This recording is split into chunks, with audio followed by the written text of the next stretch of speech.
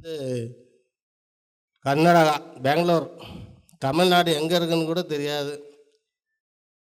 பெங்களூரில் இருக்கும்போது ஒருத்தர் கம்பெனி, பீரோ கம்பெனி இருக்கும்போது ஒருத்தர் வந்து நம்மகிட்ட அது ஒருத்தர் வந்து பெயிண்ட் அடித்தார். அவர் மூலிமா ஒருத்தர் வந்து அண்ணனை பார்க்க வந்தாப்புல. அப்போ தான் இந்த நாங்கள் வந்து எல்லா சாமி கும்பிட்டால்தான், வெளியில் எல்லா சாமியார்கிட்ட போனால்தான், கோயிலில் உள்ள எல்லா சாமியும் பார்த்தால்தான். ஆனால் அறிவு இருந்துச்சு, அறிவு இல்லாமல் தான் இருந்தோம்.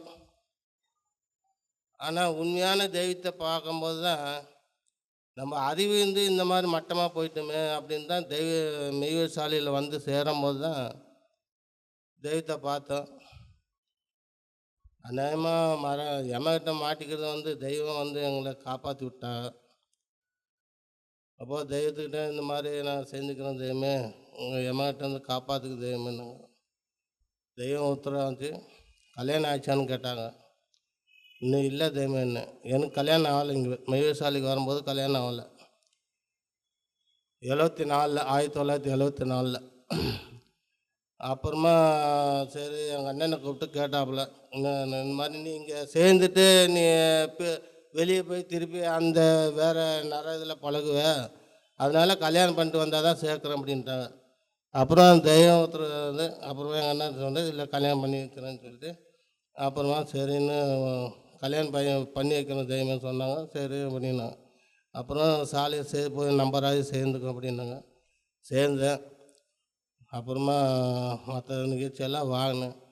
அப்போ தான் நான் வந்து மனுஷனாக இருந்தேன். இத்தனை நாள் வந்து நான் இவ்வளோ அறிவு இருந்தோம். ஆடு மாடு எப்படி இருந்தோம், 5 அறிவு 6 அறிவு இருந்துச்சு. 5 அறிவு மாதிரி தான் பெங்களூரில் நாங்கள் வாழ்ந்தோம். இங்கே 6 அறிவு என்னான்னு தெரிஞ்சுருக்க மெய்வர் சாலைக்கு வந்தால் தான் தெரியுது. ஆனால் உண்மையான தெய்வம் யாருன்னு இந்த வரை எந்த உலகத்திலும் கிடையாது. மெய்வர் சாலை தவிர எந்த உலகத்துலேயும் தெய்வம் கிடையாது. அதெல்லாம் அந்த கல்லில் மண்ணில் செஞ்சால்தான். அதை வச்சு தான் இந்த புழங்கின்னு இருக்கிறாங்க.